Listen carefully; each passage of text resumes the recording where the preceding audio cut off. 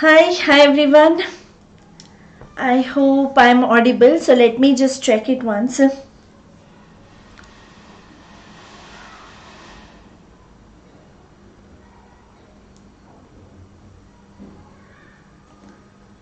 Yeah, okay.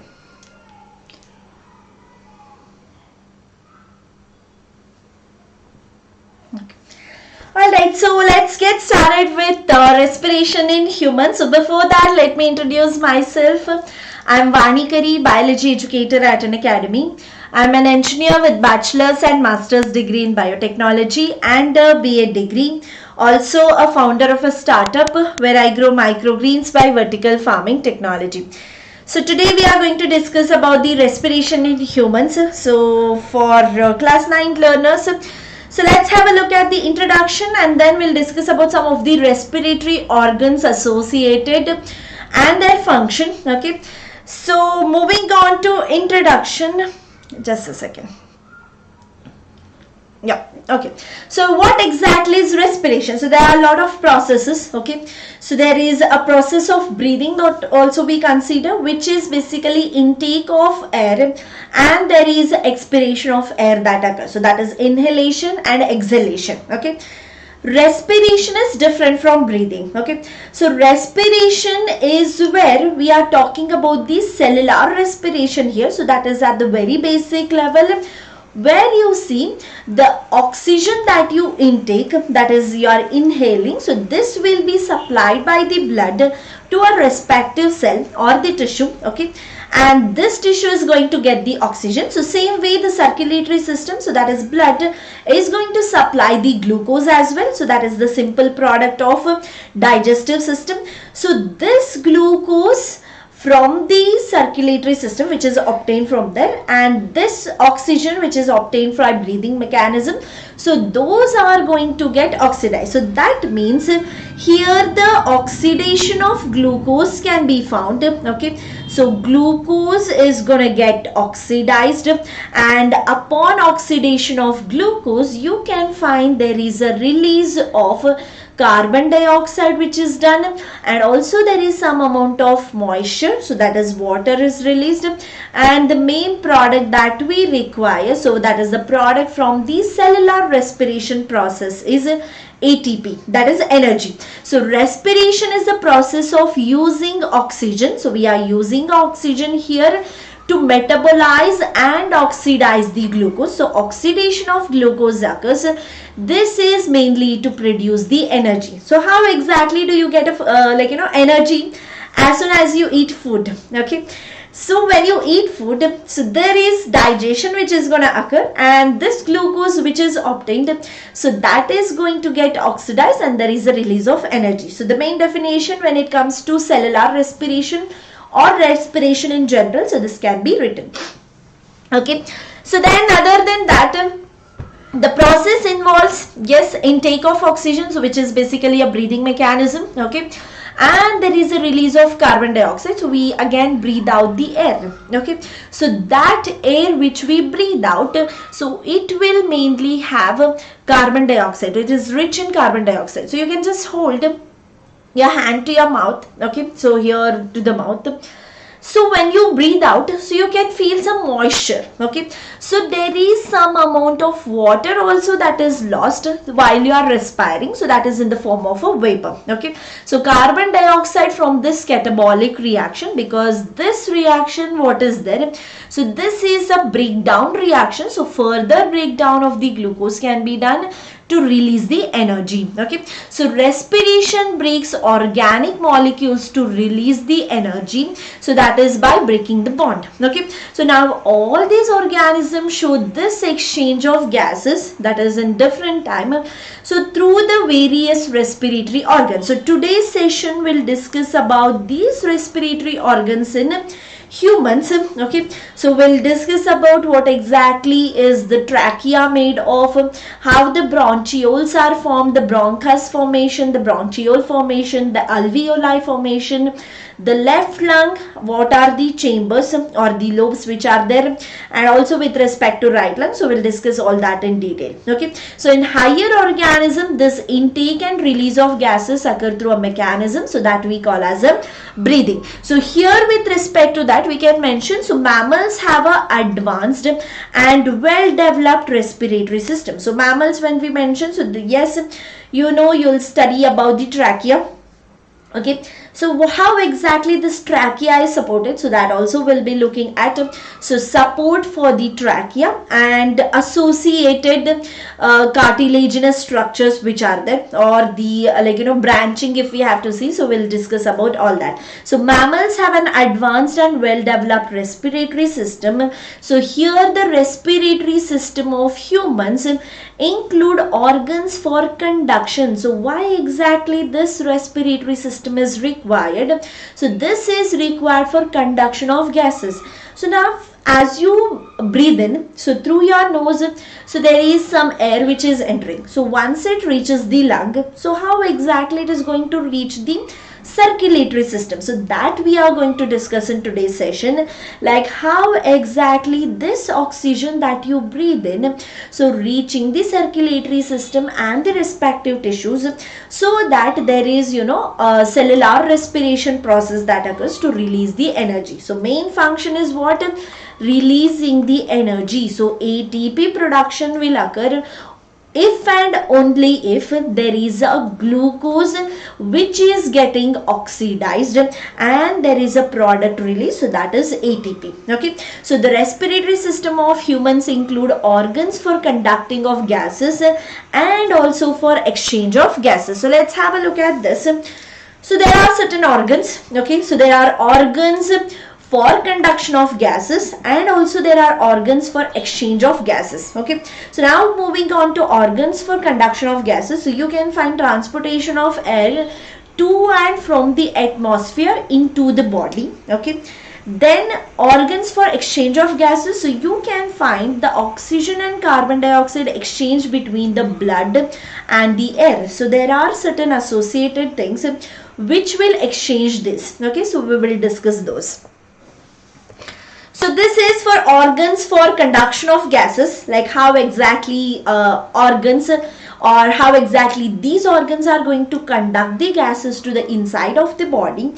And once it reaches the bronchi, so there are specific structure where the exchange of gases can be seen there. Okay, so now this is with respect to organs for conduction of gases, where through the nostrils.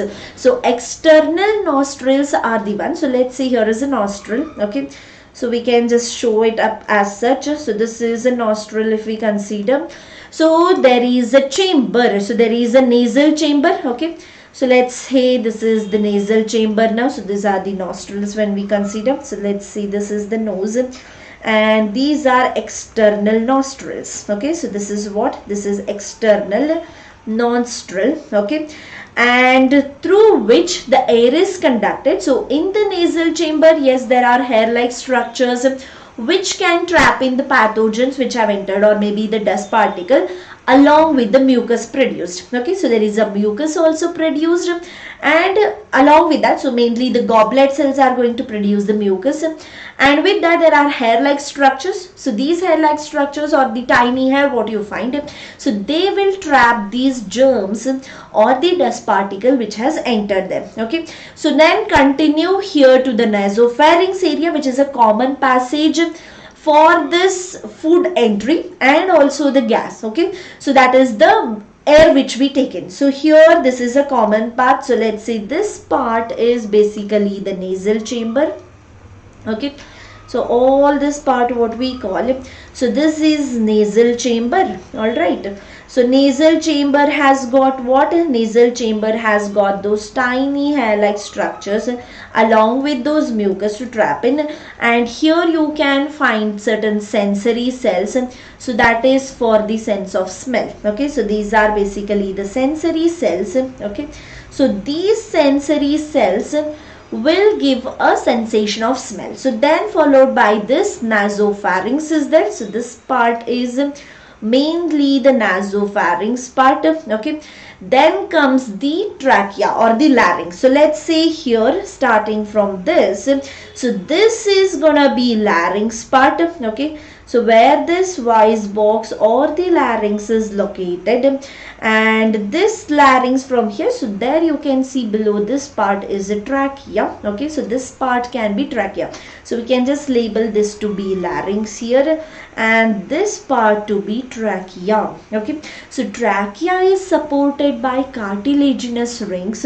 Okay, so without the support, so it won't be stable. So we can say here there is a cartilaginous ring which are basically C-shaped in structure. Okay, so you can find C-shaped cartilaginous rings supporting this specific trachea, and once this support is done, so basically there are division further. So we'll discuss about this. Okay, so these are the organs which are conducting the external air, so or the atmospheric air into the body. Okay, so that once it reaches inside the body, so there is an exchange which is going to occur between the blood. So let's have a look at the other part. So that is mainly organs for exchange of gases. So how exactly the organs are there? So these are associated for exchange of gases. So there is alveoli, their ducts are there, which will constitute the lungs and organs for the exchange of gases. So let's have a look at first before this. So let's have a look at the larynx part. Okay. This is one second. So this is mainly the larynx part will be there. Okay, so larynx associated with the larynx. So continuation from the larynx, you can find there is a trachea. Okay, so this part is what? This is trachea. Alright, so now this one is larynx. So let me just label. So this we can call it as a larynx. So covering the larynx, you can find this flap like structure. Okay, so this can be called as a epiglottis. We can just label this to be a epiglottis here. Okay, so this is epiglottis, which will prevent the, like, you know, whenever you are swallowing a food, so this is going to close up. Okay, so this will close up so that there is no food entry into the windpipe. So trachea is basically a windpipe. Okay, so here this part what you see, so this is the trachea, and the trachea is supported by C-shaped cartilaginous rings. So let's have a look at these C-shaped cartilaginous rings. So here are these C-shaped cartilaginous rings which are supporting the trachea. Okay, so continuation of this one, so this trachea will further divide. Okay, so this will divide, forming the primary bronchi. Okay, so there is a primary bronchi formation you can see. Okay, and there is a secondary bronchi formation. So this one is primary bronchi. Okay, which is further dividing and it forms the secondary bronchi here. Okay, so this one is basically the secondary bronchi. All right, so same way these primary bronchi and the secondary bronchi are also supported by the cartilaginous ring. So here again you can find there are cartilaginous rings supporting the structure. So this structure is again basically the primary and secondary. So let me just label this. Okay, so now this part, so these are C-shaped cartilaginous rings. Okay, so this one is C-shaped cartilaginous ring. Okay, which is supporting the trachea, the bronchi also. So cartilaginous ring it is. All right, the next part which is here, so this one is mainly the primary bronchi. So this is primary bronchi. Okay, so I'll label these two parts. So these are primary bronchi. Okay, and these structures what you find, so these are secondary bronchi. So this one over here, let me just label this. So this one is secondary bronchi. Okay, so this secondary bronchi which will further divide, and you can see there is a tertiary bronchi formation here. Okay, So this is going to divide further and there is a formation of tertiary bronchi. So same way here as well. So there is a formation of tertiary bronchi from the secondary bronchi. So this will further divide here. So there is a formation of tertiary bronchi. So these tertiary bronchi, once it is formed, so let me erase this part. Yeah. So there is a tertiary bronchi formation. So once the tertiary bronchi is formed, so all of this, let me just label this as well. So this part is tertiary bronchi. Okay. So from tertiary bronchi, so till the tertiary bronchi part, so you can see there is a cartilaginous ring supporting all of this structure. Okay. So this secondary bronchi is also supported by cartilaginous ring. So same way on the other side, so there is a tertiary bronchi which is supported by the cartilaginous ring. Okay. So now once it reaches this tertiary ring structure, so there is a further division. So this further division consists of bronchioles. Okay, so there are bronchiole formation. So these bronchioles are not supported by any such ring. So there are no cartilaginous rings. Okay, so further division of this particular bronchiole. So let me just label this. So here I have anyway labeled tertiary bronchi. So next part is what? Next part is basically the bronchiole. So let me just label this to be a bronchiole. So this is the bronchiole. Okay. So the bronchiole will further divide, forming the alveolar duct. So there is a alveolar duct formation. So surrounding that alveolar duct, so you can see there is a alveoli formation. So here itself you can see there are alveoli formation. So same way here, this was till the tertiary duct. Okay, so once the bronchiole formation occurred, so this will further divide. So this is going to form the alveolar duct, and surrounding these alveolar duct, so you can find there is a bronchiole. Sorry, not bronchiole, the alveolar duct. So let me just label this. So this is alveolar duct. Okay. So here this part, what you see, so this part is basically bronchiole. Okay. So from bronchiole there is a alveolar duct formation. So alveolar duct is formed. So this alveolar duct is having associated alveoli. So this part is basically the alveoli part. Okay. So here once the air is taken, so as we studied here, so there are organs for conduction of gases. So through these organs, basically the conduction of gas is done, and then it is going to enter the trachea here. Okay. So once it reaches the trachea, once the air reaches the trachea. So let's have a look at the pathway for the air. Okay. So I am just taking it in black color. So this is anyway air. The air moves in here. The air is going to move in here as well. Okay, so through this part, so it will be reaching the specific organ. So air is going to reach the alveolar duct and then the alveoli. So specifically we will highlight this membrane. Okay, so this is a alveolar sac we can mention on this hole. Okay, so only if we are pointing at only one of this. So this is alveolus. So singular term is alveolus. Let me just take this one. So this is alveolus. Okay. So on the whole if we are considering, so this whole part if we are considering, so this is basically alveolar sac it is. Okay. So this is alveolar sac. So there is a alveolar duct, and this alveolus is lined by a epithelial tissue. So that is where exchange of gases can be seen. Hi Sushant, good evening. So exchange of gases is going to occur here at the epithelial tissue. So let's say this alveolus is basically lined by a blood vessel. So there is a blood vessel surrounding this.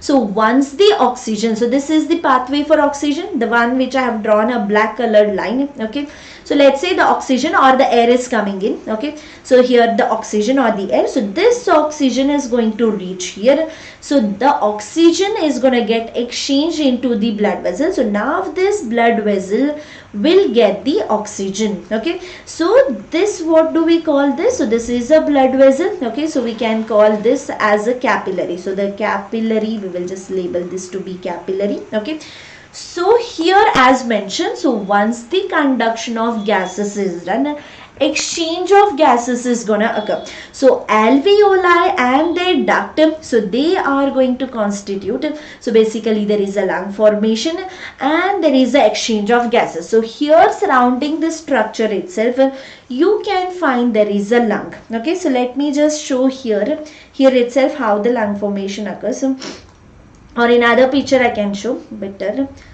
but at least I'll give a outline here. Okay, so now this part, so arising from this primary bronchi, okay, so you can find there is a lung. Okay, so this is basically a lung. So the lung formation you can see. Okay, so this is a lung. On the other side also there is a lung. Okay, so let's see this side. Again you can side, that is left side lung. So this is right lung. So let me just label this.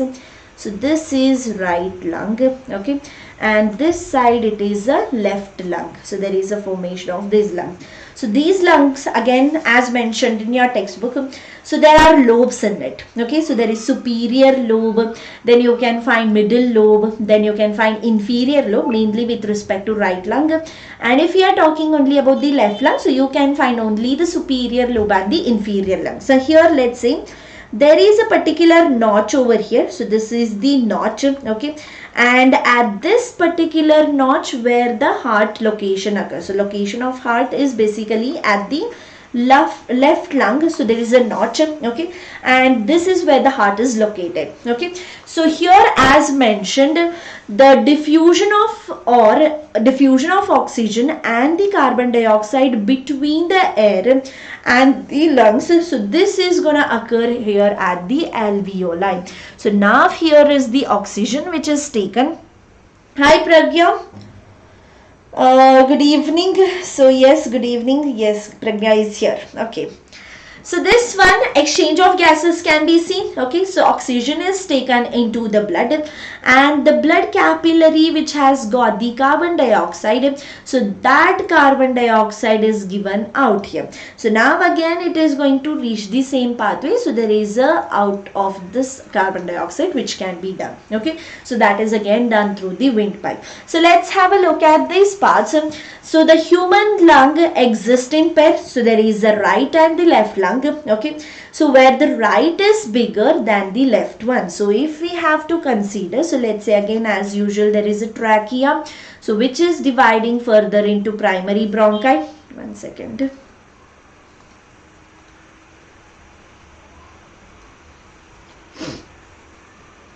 Okay, so there is a trachea. Okay, so this trachea is further dividing. So there is a formation of these primary bronchi. So there is a secondary bronchi again. So this one is the secondary bronchi. So arising from secondary bronchi, you can find a tertiary bronchi. So this one is tertiary bronchi. So from this bronchiole formation, you can see alveolar duct formation. So same way here, the bronchiole formation, and then there is a alveolar duct formation, and surrounding this you can find a alveoli. Okay, so this is where you can find a alveola. So now this one, the lung formation which is there, so right side lung is quite bigger, okay, in comparison to the left one. So this is the right lung. Left lung as in comparison, so this is much more smaller. Okay, so this is the left lung now. So let me just label this. Okay, and this part. Okay,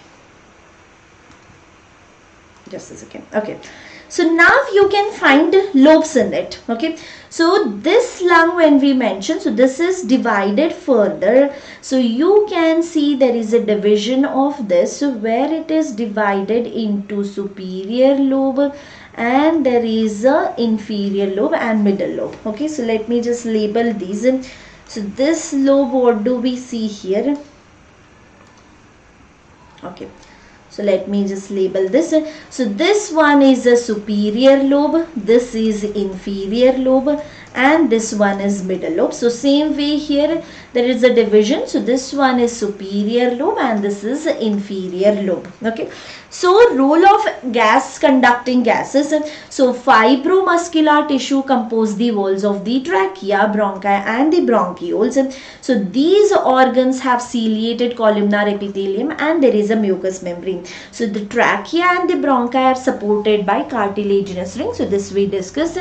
The branching network, the bronchioles and the alveoli, so like alveoli, so on the whole they'll form this structure. So there are the lungs what we drew here. So this is having double the covering. So there is the outer covering you can find. Okay, so let me just show you one more here. So this is, there is a visceral pleura and there is a parietal pleura. So now the one which is there, so let me just label this.